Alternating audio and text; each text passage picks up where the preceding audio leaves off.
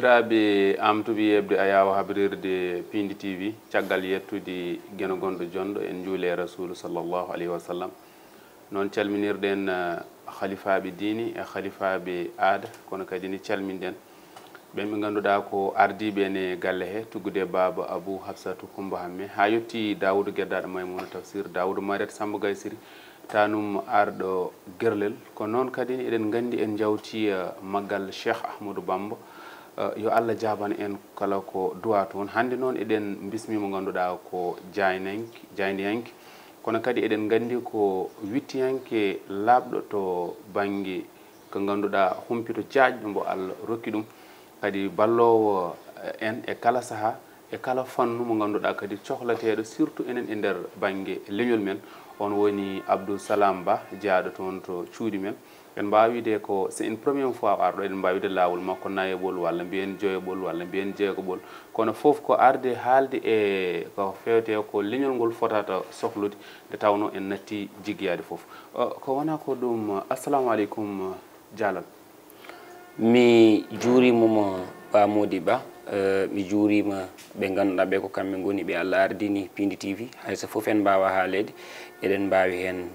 salminde mo ganduɗa ko ceerno men ko kaw men jinnaɗo men woni Abou Samba Diop ko noon ne juurotoɗen dendagal ɓe ganduɗa ɓe eno golloɗo yete e nder a yawo e habrirde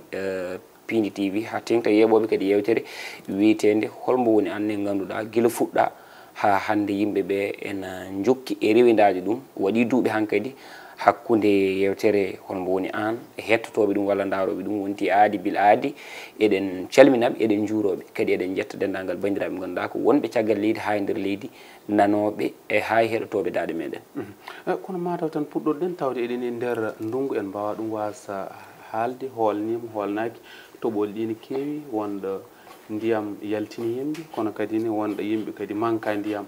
so tawi ko an ko yiyande holno ɓe mbaɗirta ɗum ɓeeto adi fof ko wiide massa ɓe ganduɗa ɓe toɓoli ɗi jandini cuuɗi mumen ɓe kuɓeji jani zengueji ndiwi cuuɗi kurtima eko wayi noon kono fulɓe ne jogui konngol ɓe mbi toɓo kala ko bonni ene wawi ɗum fewnude waɗi ɗum noon ko Allah ene waɗi nemaji kewɗi e ndungu ɗum ɗon noon ko gonga no mbiɗa ni ne waɗi nokkuji ɗi ganduɗa ɗi cuwa hebde hay hunde kono hewani e nder Sénégal hande ko ɓuuri hewde nokkuji ɗi wonko keeɓi kala kadi mo heɓani tawta ko koddiɗo ma mo ganduɗa ko onon kikkidiri e diwnuji taw heeɓi ɗum saabi oɗo saaha en jii kam diwan Ferlo o Jolof o ha e Ɓundu o ha e Toro o wonko daña ɗo e nder capital o hayso tawi jomumen ɓurani rerɗude e toɓone wonko jii saabu ene heewi hande ɗo ndewata mbiyeɗa ko hoteyel ngel towani fof yo jomumen dutto nde tawno toɓol ɗi nani e nder ndiyam nana nder boluɗi ha heewi te ko ndimeji toɓo ɗum ɗon noon ñagade Allah ndungu o yo won ndungu jaam won ndungu barkinɗo kadi jawdi ndi haara aynaɓe belto mbeyto ko daña hen fof kadi wawa rewrede jomiraɗo o ɗo suwa ɗo toɓede kadi haɗa ndungu suwa siltu Allah ne wawi ɓennene Allah rokku ɗumen iwode ɗe ganduɗa ɗe ina taka quand même jawdi muɗumen joɗade e diwnuji ɗi e lebbi kewɗi e gan sanga taw aynaɓe ɓen mbawi ƴettu congé heddo hanti wiyeteɓe rojuru en ɓe gona yadude e jawdi tawno waɗi rojuru no waɗi galal no waɗi gaynako hen hunde foof jogui koɗo neɗɗo tolnoto e aɗa rojuru ko jarowo duuɓi 5 duuɓi 6 tawan yaada e jawdi kañum ko rojuru suwa wonde gaynako sa yawti niveau gaynako en jogui no tolno mbiyeɗa ko galal woni gaynako taw ko nayejo on ko galal wiyete ɓene waɗi goɗɗo tumbiɗo hakkude o on ɗon no wawi wiyede gaynako sikki ala eɗen ñagano aynaɓe quand même ndungu o wonanaɓe ndungu jaam tigui ko wona ko ɗum kadi en mbawa ɗum wasa haal saabu jayniyanke namnede foof to banggue lay rendoji kadi wonko jiiɗen waɗi saaha ina weɓno kono hande way kono ina ɗi sattude guila e dowri ndi sa yeehi mi ala connexion page crédit hande koko ɗi sattude seeɗa holko waɗi ɗum satti ko connexion walla satti weeyoji ɗi weeygo réseau on satti e adi foof ko ina waɗi géopolitique goto gonaɗo so wonama ina daña ko kumpittuɗen ina daña ken kumpittako kala de leydi yeehi ha ganduɗa watti haalede ko wiyete wat boniyankoɓe ena takko ɗum banggueji kala ngam yidde yottade ndin ɗon leydi wat boniyankoɓe sen kaali ɗum en kaali terrorisme en kaali gueɗe ɗe ganduɗa puɗɗama yiyede nder Sénégal donc so tawi leydi yeehi ha tolnima ɗon ngam habtade ɓen ɗon wat boniyankoɓe ngam hajade walla ko wiyete ko faddade peeje mumen wasa hebde e gendidi walla ɓiɓɓe gendidi alay saago jomumen dogantaka anduɓe ɗum ɓe tigui dogantaka réseaux sociaux o gusto doole muɗum saabu réseaux sociaux woto cikken Sénégal naɓe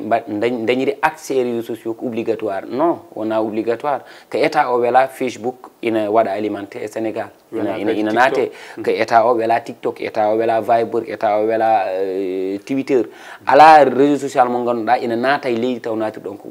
obligatoire mbeɗa wela mbeɗe non ko état jaɓata ko état salato mi rokkat tan mi rokkat yeru daɓɓo 2008 2009 2010 ha 2011 ha presque 2012 ina watno ko wiyete ko www.facebook.0 sa naati a yoɓata hay hunde a connectat Facebook mais a yiyata image donc place de 0 o wonat ɗo e ngan sang sa waɗi ƴitti 0 a waɗi ɗon m a waɗi connecté ti pay a yoɓat mais a yiyat les images te ngan sang e natal ɓosowal heewana woni vidéo ala nayi Facebook nden wanno ko texte plus des images woni des photos mais de yeyde ha waɗi saha goto évolution waɗi Facebook jaaɓi vidéo nde yeyde ha ɓooyi évolution goɗɗo waɗi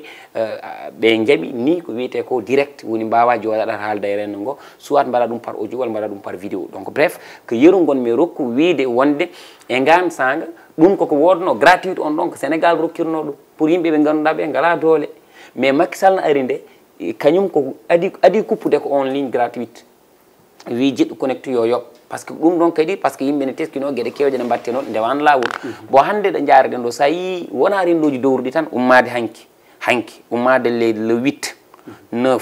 ha 10 septembre o mo gonɗen réseau Sénégal welani won sikkoɓe ko toɓogo ina gasa won sikkoɓe ko weeyogo wayli ina gasa kono toujours e ina waɗi géopolitique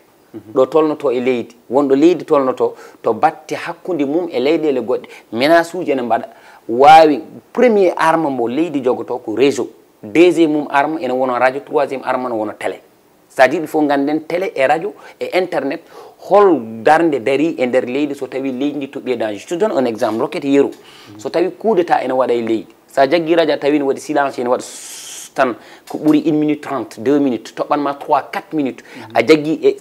radio Sénégal international a tawi ine waɗi silencieux ine waɗa suuse mo dartaki andu on est en danger ko signal ɓurɗo hulɓinade e leydi firti qu'il y a quelque chose qui se prépare ɗum saabi sa ƴeewi au niveau de Guinée avec Mamadou Doumbouya nde waɗat nde coup d'état non Alpha Condé mais ko télé o adi heɓtede sa ƴeewi kala ɗo coup d'état waɗi ko presse dogante heccanki nde Gabon watte nde coup d'état ko télé o ɓe payi nde Mali watte coup d'état ko télé ɓe payi pourquoi joni eɓe mbaɗa cible télé ay moment uɗo mbaɗo cible télé ɓe payi tawta ko radio o kadi ƴettama c'est à dire que information ɗeɗɗete ɗum saabi télé sa woni hen walla radio a woni hen walla caméra time ma ya andu ko bombe huccitema kala moment bombe on wawi explose holko ko explose bombe mais haal ɗo ko ganduɗa ko Sénégal ɓop jippoto hande mbedɗo taw ko min haali taw ko min goto haali joni homo yawtin ɗum ko homo ƴetti ɗum caméra homo yawtin ɗum technicien o donc ina wayno sa faami jinmi wi tan ko wonɗo leydi tolnoto réseau jooɗa ɓooy tan jiiɗa kam noddu donkam yiɗma noddumiron ko jiɗen waɗde kono to donken eɗen mbawi tugnade tan wiide wonde mataw toɓo waɗi walla ɓe dañi caɗele Orange yaltini communiqué haali te Sonatel ɓe jaltini communiqué ɓe kaali caɗele ɗe ɓe dañi ko way noon même est ce que ko ɗum est ce que géopolitique o ala hen gueɗal beela wona wonɓe e frontiére uji Sénégal ɗi ne mbaɗa essayé nadde men beela ala won contact uji ɗi wona yimɓe waɗoɓe bone puɗɗi jogdade e yogo Sénégal naaɓe te contact uji ɗin ɗon saboto ɗum ko réseau pour ɓe dartina ɗum ɗon e goto moment alay sago réseau waɗe brouillé haaɗe yaade yimɓe mbasa jokkodirde taw koye moment goto daɓɓa pendant ce moment noon citoyen mo famani o kewi kañum wonata koye ƴettade wona koye dupde mi haɗama noddu hajuji boni mi haɗama wadde connecté saw on moment an ka baɗaɗo protégé par ce que won bombe jogornoɗo arde leydi ndi connexion o ko dartina ko yimɓe netti noddodir ok par ce que aɗa andi citoyen pour mbawa wonde neɗɗo woto jaɓ tan ko jiiɗa ko tan woodi ko nanɗa ko tan selli walla an ko pawɗa ko jungo ma tan woodi ala wonka wawa yi wonka wawa nan wonka wawa andu ɗum ɗon noon ina jogui halfinaɓe ɗum halfinaɓe ndenka meɗen commença par ministre de l'intérieur ministre forces armées jaggandema on gonɗa ko directeur général police jaggandema général par exemple gardinaɗo gendarmerie ɓeɗo ko yimɓe ganduɗa wonkoɓe mbawi andude e leydi taw hay goto anda wonkoɓe kajoto ha heewi taw enen en tenata ɓen ɗon noon à tout moment eɓe mbawi noddu Sonatel walla ɓe noddu Free walla ɓe noddu Expresso ɓe mbiyi ɗumen 2 heures de temps e journée hande o ndertinanami e réseau mais e 2 heures de temps o pecce ɗum goppe connexion yaha 3 heures de temps après nderti noon 30 minutes goppe yaha 2 heures de temps après nderti noon 30 minutes 30 ko 1 heure de temps 30 ko 1 heure de temps daña 2 heures de temps mbaɗa pecca ɗum taki joni saaha jiya connexion yaha ɓoye darto réseau yaha ɓoye darto en mbawa wiide ko ɗum kono eɗen gandi leyɗele batteɗe menacé ɗe so jiiɗi darade habtade gatto kuppude ko internet kuppu réseau ha ɓoye kuppu télé ha ɓoye kuppu radio ha ɓoye kuppu transport ko gueɗe ganduɗa ɗe après yawtata koye coupure courant après reftata hen ko coupure ndiyam ɓuuri wadde dangereux foof noon ko yaha ha tolno e coupure courant coupure ndiyam so tolnima e coupure courant coupure ndiyam tan andu bone mbaɗi donc en ñagaki Allah min aussi mi wawa wadde confirmé est ce que ko ɗum mais mbiɗa andi hande ɗa Afrique tolni ɗo ɗiɗo kuditaji nanateɗi kala des réseau ina koppu andu wonko woni ɗon ko heddi ko mbiɗa wawi jabtade hen to fannu goɗɗo to rendoji meɗen dowri ina ɗeeɓi yeebede to batte jokkodiral layrin to batte réseau saabu yimɓe men hewɓe ina poti dañde connexion kono dañata te koko coodata pasuji te mbatta ɗum utiliser ina bona aɗa andi ko tagi par ce que ɓe ngala accès e 4G te sa ala accès e 4G hande ɗo gonɗa ɗo sa waɗi connecté jeytaka HO walla so ummi HO fayi ko less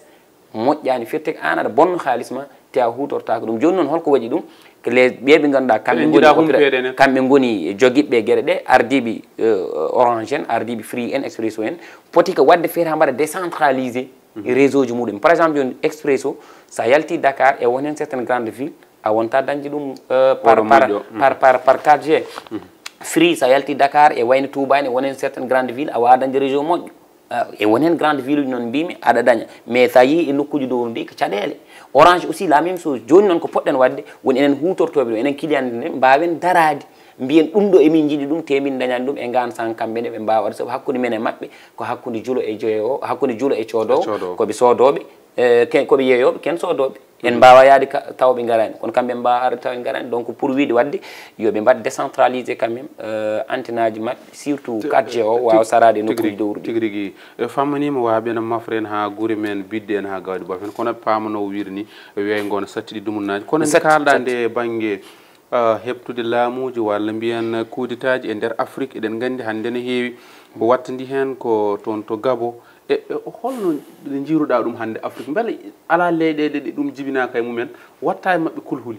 won anduɓe jomen gande lugge yaruɓe ni to wettude ko fati e heɓtugol laamuji e nder Afrique won hen ɓe nananmi ɗe mbiya coup d'état Gabon hayano ɗum kutoriɗa min mi jeeyako e ɓen min jeeyami ko yimɓe ɓe gonɗinani ko coup d'état min Gabon mi gonɗinani beele coup d'état woni ɗon ala kulli haalin mi wawa ɗum gonɗinde tugnade andude histoire leydi ndi hay soko seeɗa andude Oumar Bongo Ali Bongo hayso wona andudeɓe jaharan mais wittudeɓe seeɗa duuɓi ɗi Oumar Bongo laami pari hebli ɓiyum laami ko adi ɓiyum no laamo Ali Oumar Bongo kañum omo jeeya ɓurɓe wadde caɗele e nder aduna o c'est à dire Oumar Bongo waɗi récupéré ko un chanteur funk mo ganduɗa o wonno fans mum e musique ko James Brown jimannoɗo quand il était étudiant il était un char non sa wi hanti o woni artiste tan l'essentiel il chantait ko jimannoɗo sa ƴeewi même la famille de Bongo ene joguino même hay jokkodiral e Robert Nesta Marley woni Bob Marley c'est à dire eɓe joguino jokkodiral hakkude mabɓe beeni woyle woni ɓe gandu groupe mo ganduɗa o ko Pitotoche Bob Marley et extra ko ɓe ndenduno ɗum donc pour wiide tan ko Ali Bongo ko jimowo wonno ƴettama artirama e laamu halfinama postuji mawɗi bamum acci laamu o ƴetti kañum o yeehi ha o andi ping koko jogori ɗum libdi woni l'opposant mo ganduɗa o koko nawi ɗum presque à terre donc holno ɓe mbaɗata ha ɓe mbaɗa conservé pouvoir o général Nguema ko baɗum Ali Bongo ko baɗum Ali kadi ina jogui ko gonguin ɗum holno mbaɗirta neɗɗo coup d'état ɓiyum debbo yalta wanma félicité la fille d'Ali Bongo a félicité général Nguema o wi dum min ko badda ko mbiɗi welti hen donc il y a pas de coup d'état c'est une famille jiɗɗo wadde conserver pouvoir jogade pouvoir au juuɗe muɗumen à un certain moment donné Ali Bongo déjà il est malade yimɓe fof no gandi lamɗo dafaɗo jogotoɗo beg yaade tawtere dental ɗo lamɓe kawri yotto c'est honteux pour une hersini e ndin ɗon leydi et tout le monde croyait ko Ali Bongo ma ara waɗa démissionné wi ɗumen ƴette leydi moɗon mais ɓe ƴeewi ɓe tawi oɗo wona fewnu leydi ndi ummin ɗum ɓe jiiɗi ɗum ittuɓe lomtin ɗon mbaɗono ma woni l' opposant nawɗomo o te yimɓe ɓe jii min bon min kam jeeyaɗo e yimɓe winoɓe élection ina yaaha quelques heures tan élection yaaha bureau ji vote uji gudde internet coupé téléji nen hen cikkadi gondani laam fo darti nde mbimi c'est ça la dictature min kalmi ɗum ko 2 jours kalmi ɗum ko ñalawma goto ko adi coup d'état o nene pas en Facebook mais résultat on ɓetirɗa ɗum donc résultat o kay koko laaɓi ko opposant o gagné même ɗo e Sénégal les Gabonais qui vit ici ko opposant ɓe gotani kala ɗo ɓe mbawi wonde ko opposant ɓe gotani même nder leydi ndi ko opposant ɓe gotani par ce que koɓe kaari e laamu tan hakkude babiraɗo e ɓiɗɗo pendant des années elle hakkude elle royaume Maroc ni elle royaume Arabie Saoudite ni et pourtant Afrique ko fuɗɗi ɗon ɓennu e holko jiiɗa hen ko nde ɓe jeeyi haɓe gandi pertat laamu ngu général o ɓe gari ɓe mbaɗi peeje maɓɓe ɓe mbi joni min mbaɗi coup d'état Bongo donc résultat ɗi fof min mbaɗi annulé min mbaɗi annulé à l'Assemblée nationale min jandini les institutions hankkadi ɗo ko laamu ngu arti e juuɗe armée o ɓe jeeyi ɓe betti won hen yimɓe ɓe jaltini kalisaji mbi ɗum ɗo koye nder galleji taw on moment hoɗo Bongo woni Bongo noon udda e galle muɗum ina totta ina rokka autorisation accès aux internet e waɗi vidéo muɗum waɗi ɗum en anglais noddude gaare balle kam vidéo waɗa homo filme vidéo homo tawande watte holɓe ndenimo te on woni résident surveillé est ce que ça c'est vrai wona coup d'état Gabon wona coup d'état Guinée Conakry wona coup d'état sabu Alpha Condé ina andi laamu ngu fayi koye juuɗe Cellou Dalein Diallo il faut o ƴeewa holmbo hooli pour lomtombo alay sago o ƴetto Doumbouya mbo ƴettoyi o France mo ganduɗa o joom suudu mum koye armée française yalti ko gendarmerie même mo ganduɗa on Doumbouya mo riche o ko gendarmerie ko liggotoɗo e gueɗe baaɗe noon au niveau de France kañum addi ɗum rokki ɗum yamirore yo wad créé force spéciale wakliti itti laamu totti ɗum après wiya ko coup d'état wona coup d'état par ce que en ce moment ɗo ɗo gon eɗen kaala Alpha Condé nen yaha visite aji mon yiɗiri nen hoɗide yiɗi hol nen ñaama ko yiɗi nen yara ko yiɗi probléme ala Cellou Dalein perti donc wona coup d'état kañum e on ɗon coup d'état on woni deuxiéme bomi yaadani hakkude Idrissa Déby e Mouhamed Idrissa Déby kadi wona coup d'état wona assassinat ni kamɓe mbaɗi koɓe gari ɓe gone fullude guite meɗen leydi par ce que Mouhamed Idrissa Déby ko France hebli ɗum formi ɗum ha o dañi ko ha o woni ko artir ɗum fawi ɗum e nder Tchad ndeɓe jeyde haɓe gandi Idrissa Déby koko jogori perte pouvoir o par ce que fuɗɗima bonerede ɓe gaddi ɓiɗɗo ɓe lomtini babiraɗo ɓe gartindiɗi ko hankkadi partenariat hakkude France e Tchad continue Mouhamed Idrissa Déby sunake mayde ba mum ni haaji mum ala hen kañum ko pouvoir ɓendi ɗum donc pour pas men coup d'état no waɗi mais coup d'état baɗɗo Burkina ko coup d'état par ce que ɓe mbaɗa coup d'état haɓɓe ɓe mbaɗa coup d'état haaɓe gayni coup d'état baɗɗo Soudan o waɗi ko 2019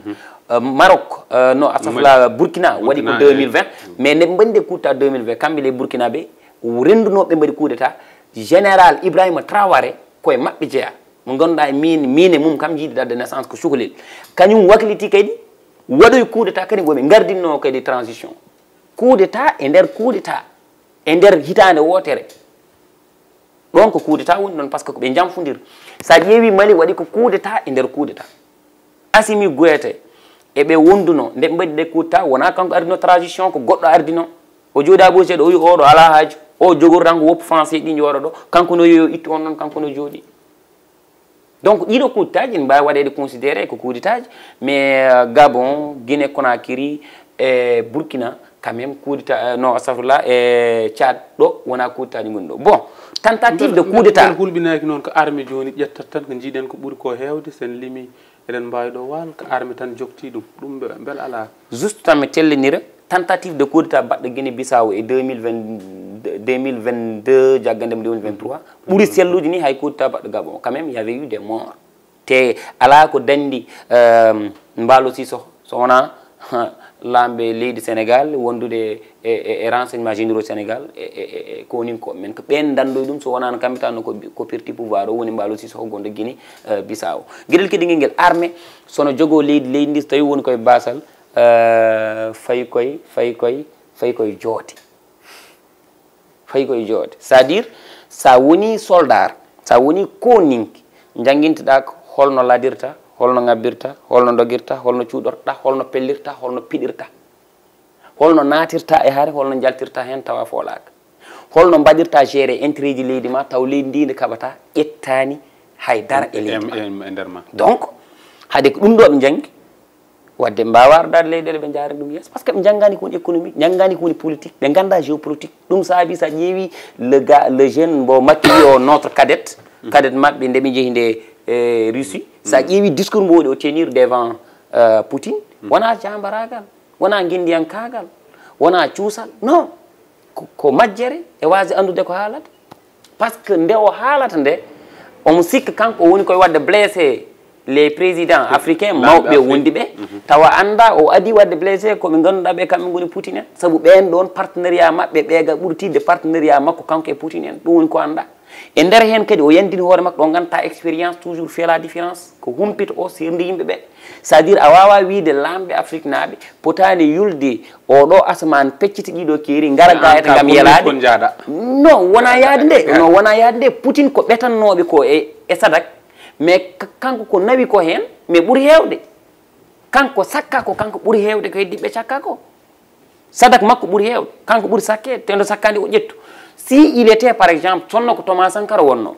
Thomas Sankara kanko so wi'ima min mi yiɗama o ƴetta ko joguiɗa so wi min mi gomɗinanima o ɓamata ko tottuɗama so wi min mi hormakimo on joddatako so wi mi hoolakimo goto woni mbo hoolonoki o rutti o wonde makko woni presque on paware mais keddiɗo fof so hoolino kom o ƴewatno wadde ma par ce que wona hypocrite mais a wawa wiide an ka panafricain jenna woɗeɓe mais soɓe cakkimomo nawa c'est impossible pour wiide tan ni no armiji ɗi hannde puɗɗi jogorade Afrique surtout Afrique banggue hirnague woni Afrique de l'Ouest woni Mali en Guinée en Burkina en Gabon en c'est à dire wona ɓamtare continent o wona ɓamtade continent o te en jii soɓe gari ɓe gonat koye riwde France yo France ummoɗo yo France wanni yo France wattu ni c'est vrai ina wawi taw kamɓe ɗum woni jiyande mabɓe mais homoɓe gaddo e Poutine mais ko yumma e baba tan woni ɗon ɗum ko neɗɗo goto woni ɗon ɗum wona min mi jaggani mbiyata ko ɗum réglata hande solution te sa ƴeewi mo rokkumi exemple goto kala ɗa leyɗele ɓurɗe wawde wadde coup d'état kañum ɓuuri wadde reculé tigui joni joni jaɓanten ko France Afrique walare sukaɓe wiɓe ko dilloɓe ko haɓantoɓe Afrique yo iwe maccugako bon holno jiiɗo holno pamirɗa ɗum beele gonɗen koye maccugago c'est une question qu'on doit se poser enen foof namnoɗen beele gonɗen koye maccugago an a wonani hen mi wonani hen hayso tawi noon joomen gande doroɗe en jaggui ha joni ko enen hen gonɗen mais ko heewi dañama quand même alay saago paamen ko enen laamoto leyɗele men ko enen lamminta lamɗe men baba mal wi piilen mbo kooliɗen saabu laamu rewi ɗo reftiɗo waylani gonal men wadde piilen mbo kooliɗen o toujours poɗɗen hen janggude ko enen natata dans les jours goten joni noon manipulation batteɗo o au niveau national et international holno batten ha daɗen on ɗon manipulation ko janggude etade humpitade sa janggi a humpitima hay goto suɓantakomo neɗɗo mbo lamminta e leydi ma wadde sukaɓe mbiyataɓe notrotoɓe panafricain ɓeɗo notre wonde minen komin hande waɓe contre tout ce qui est France tout ce qui est l'occidentaux et tout c'est pas vrai aɗa andi woni khalifa mabɓe général kamɓe ɓen ɗon ko Kémi Séba et Kémi Séba pourtant il voyage avec passeport française ko double nationalité jogui a wawa wiide an aɗa waɗiri voyagé passeport française an kalta ko ɗemgal français kalta ko ɗemgal anglais e mbaɗirta voyagé pour dokkeɗa respect ko kayitaji mabɓe sa ummima ɗo koɗo mabɓe poftoyɗa après mbiya kadi an a yiɗaɓe wawata wonde kala mo jiiɗa ina wima hande ko panafrique ɓuuri ko hen hewde aɗani ɓe mbaɗata ceerno ɓe mbaɗata ceerno ko Thomas Sankara ɓe mbaɗata ceerno ko Lumumba ɓe mbaɗata ceerno ko Steve Biko ɓe mbaɗata ceerno ko Nelson Mandela ɓe mbaɗata ceerno ko Kwame Nkrumah ɓe mbaɗata ceerno ko ɓen ɗon mais ɓen no mbano e kamɓe no ɓe mbayi jiida seulement noon illu manipule kamɓe wiwoɓe ko panafricain ɓe mbaɗirten manipulé ko ƴettude konngol Thomas Sankara ɓe kalananen ɓe ƴettu konngol Nelson Mandela ɓe kalananen mbiyen ahan wajonene taw noon kanko o ƴetti tan ko konngol gotol mais o anda joom konngol ngol holko doɗɗi noon less konngol ngol o haali ngol bon pour min wiide hande wona ɓen guittanɗen caɗele ittande men caɗele ko enen gonɗinɓe ɓe Afrique ko dongre eɗen gonɗini par exemple Sénégal ko gendi eɗen gonɗini enen ken yimɓe eɗen jaaɓi enen ken finɓe eɗen jaaɓi enen ken famɓe eɗen gandi kadi ko en sukaɓe goto men fof jogui part de responsabilité e leydi ndi hoɗi ndi ko enen mbawi darade guettinen koye men mais sen konti e bio min comme panafricain komi guettinomo no kettuɗo kala hen mo jiiɗan wima ko panafricain kañum e hoore mum wonɓe halfi ɗo wiyat ɗo panafricain tan wonɗo halfi par ce que hewɓe ndendinante ko ngaluji totte ngaluɗi ndendinante ɗi hoɗo ummi so tottama koɓe mbaɗata kamɓe hoy koɓe mabɓe mbera basnene mabɓe non ɓe hen dañi kalisaji min ha heewi ɓe hen nini mbaɗa voyage un peu partout ɓe hen ninde rewɓe ɓe jiiɗi joɗini mbaɗa ko beela est ce que ɓen ce sont des panafricains non Thomas Sankara a sacrifié sa vie uniquement pour Burkina Faso est ce que ɓe won hen mbaɗo sacrifié hoore mum kala ɓurɗo yiɗ kalis ɓurma yiɗ gurnam ɓurma yidde joom ɓurma yidde jiɗɗo kalis yiɗ debbo yiɗi laamu on ɗon yeyta fittanu muɗum par ce que ɗen gueɗe sa maayi pour keɓade ko risque par ce que anda sa maayi ko tawoyta donc pour min idéologie mabɓe min waɗanimi convaincre temi wona kooliɗoɓe ni e Afrique en gardi hen ha ɗo mbiyatmami ko holo jurɗa dawrugol Sénégal walla mbiyatmami ko hakkude ma e ADD hol hen ko cuɓoɗɗa non dawru bon wona hakkudam e ADD sa woni fayide o hayso tawi min kam ko mawnam ko quelque chose je l'assume ko babam ko foof par ce que ko neɗɗo jiɗɗomi aussi mais min wona ADD o ɓuuri ɓendudemi walla AB o wona Abdoulaye Daouda Diallo walla Amadou Ba min ɓuuri ɓendudemi ko Sénégal o d' abord par ce que min an aɗa andi min ko musatami heewani depuis que Allah rokki kam timme ɓiyam birnumi ɗum timme babam birnumi ɗum min hanti hunde wawa kam mettu walla musami quand même gueɗel kadi guel aɗa andi komi almoudou kadi komi almoudou Cheikh National Tijane min bon en fait heewani ko mettami mbeɗa wawi tottu idée am woni hande ɗo ɗo gonni ɗo d' abord Allah no wawi leydi ndi taw ko jaam tan wonata hen candidat mo président Macky Sall suuɓi o est ce que yimɓeɓe kawrin walla kawrani hen min mi yiyani bawɗo suuɓede mbo yimɓe fof no kawra mais ene wawi ene jogui bawɗo suuɓede mo ganduɗa yimɓe ne ceɓoro donc hande président Macky Sall waɗi ko waɗi ko président Macky Sall noon o suuɓaki lamɗo leydi Sénégal non o suuɓi ko poɗɗo ardade coalition Benno Bokk Yakaar e élection présidentielle 2024 mais est ce que population kanko suuɓoyto Allahu a'lamu c'est une question mo ganduɗa ko les votants ko kamɓe jabtoto te les votants kañumin nen deƴƴi kalani maintenant minen ko takno amen jogade yiyande wonde on foti suɓade ADD c'est quelqu'un mo ganduɗa o kañum ardi département mo Podor taw fati koye alliance pour la république kañum secrétaire général o et aussi o meeɗa perdu élection e nder département o meeɗa perdu élection e nder arrondissement Bo Dia o meeɗa perdu élection e commune Bo Dia donc sa wi aɗa waɗa ɗum comparé neɗɗo mo ganduɗa même e bureau de vote mo votata parfois ne gagné ɗon min mbiyanno ko c'est deux personnes ɓe ganduɗa ɓe gona fotɓe fondede gueɗel kediguel nguel ko neɗɗo tawade nden cukalel nguel jibinte tawa nde nguel muyninte ha nguel mawni e juuɗe muɗum o jimmi wiide kone parti o jibinte ha parti o opposition ha parti o heeɓi laamu on woni ADD oy to kañum ari fuɗɗinade laamu ngu ko 2013 halfinama ministére finance mais naati e alliance pour la république elle lesum jumani ko 2016 yo yimɓe ƴeewoto donc ɓe gona gotum to batti gondigal cehilagal yidde gongiyankagal aadiyankagal e ummodede e tout ɗum ɗo fof wona gotum joni noon président Macky Sall kañum tan andi holto tugni ha o wi ko oɗo kono enen ko ɓurno men ko enen wojje woni Macky Sall wasa wonde candidat te Allah rokkino wonani candidat leydi ndi ne deeƴi gueɗe ɗiɗi ne deeñi leydi ndi Macky Sall wasa wonde candidat Ousmane Sonko wonde derrière les barreaux c'est deux choses là Sénégal naɓe yo jetti hen Allah par ce que hen gueɗel foof ko danger wonanno men enen donc hande sen garti ha géopolitique o est ce que aussi ADD ma wat déclaré wiya mbiɗen caggal vision Macky Sall est ce que ma wat ɗum Allah andi mais aussi est ce que so yehini hoore mum mawo dañ ko yiɗi ko Allah andi mais politique wona diine eyyi politique wona diine politique wona tarih politique ko jiyanɗe yiyande ma ɗo fayi fof ko toon payta donc pour pamen tan enen kamen mbawa woɗɗoyde hen mais sinno ko sago men taw ko kanko waɗa choisir haade président Macky Sall waɗani ɗum choisir kanko hanti hunde arti e juuɗe makko kanko e wonɓe caggal makko holkoɓe nandirata koɓe nanidiri fof ɗum waɗata so jaaɓi omo yaaha caggal Amadou Ba ɗum peut être ma wonɓe o nanodiri ɓe mbaɗa ɗum so wi min komi jahano hooram ɗum ne kadi wonɓe nanodiri en tout cas kala ko waɗi hen omo jogui hen droit par ce que o ñamdi président Macky Sall ko ganduɗa ko vraiment hay goto meeɗa ɗum ñamlude e nder alliance pour la république e nder Benno Bokk Yakaar jomum kadi Allah rokki ɗum guila naati gouvernement o meeɗa yaltu premier gouvernement o quand même o waɗaka ministre o waɗano tan ko ministre près du ministre mais après deuxième gouvernement o fuɗɗi waɗade ministre ha joni ɗo woni ɗo haɗo waɗa ɗo directeur cabinet o nawa président conseil économique social et environnemental ha ɗo jomum nene woni loyal ADD woni seul mo mbiyta jarama wima wi Macky Sall jarama jiiɗa ɗum teddinde wima teddinde Macky Sall dira ɗum waɗande jol nder ko sargal wima sargalal président Macky Sall par ce que on kanko ko on tan o gumi donc on kadi ko goto keddiɗo fof wayani noon e président Macky Sall mais noon ha hande président Macky Sall andi holto tugni ha suuɓi Amadou Ba ko votata ko noon pour Amadou Ba wona mawɗo leydi ɗum ko min an e yimɓe woɓɓe wonɓe nder leydi ndi kono kala mbo Allah ardinandiɗo leydi gonen e jaam yo Allah ardin ɗum leydi ndi hay goto en jiiɗani ha ɓurti hay goto en gañani ha ɓurti min caggal Allah nulaɗo nayeji debbo e nayeji gorko e ɓesgam dal yidde ha ɓurtu e anca ha ɓurtu min nawrani mi aduna mais l' essentiel vision par ce que ɓoyani mi waɗi sorti goto avec Oumar Doro Koumi windir TV yimɓe hewɓe janeyam ɓeɗo mbiya jarama ɓeɗo mbi ni mais yoɓe gandu min mi au fait min mi halfaka komi baɗɗo libre ay ñande yontimi yanayade de ma yimɓe kul parce que je suis libre kono annena jarama en gardi hen ha ɗo a waynoto bon mbaynortomi tan ko wiide yimɓeɓe yo paam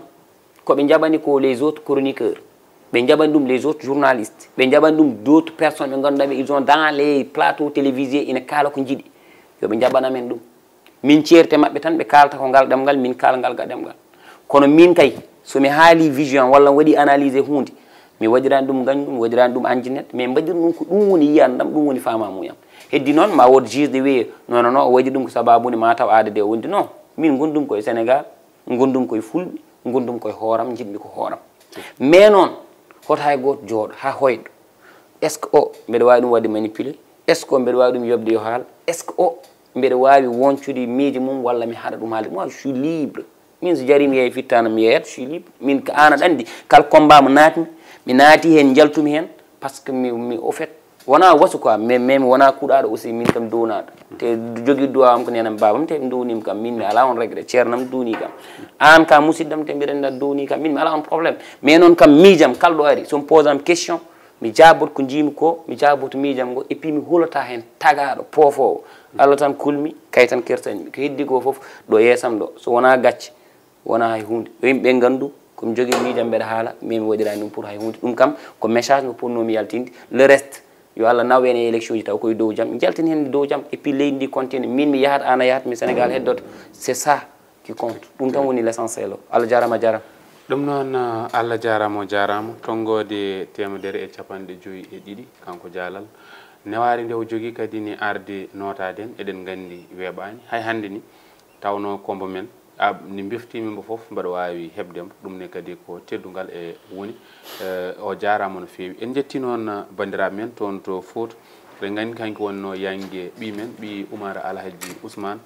kono en jetti dendagal arnoɓe notade ɗon ɗo wuuro Mafre nayeɓe e sukaɓeɓe e lappol janogol toon guila e Kalidou Ba en Abou Oumar en yantude Amadou Mboci en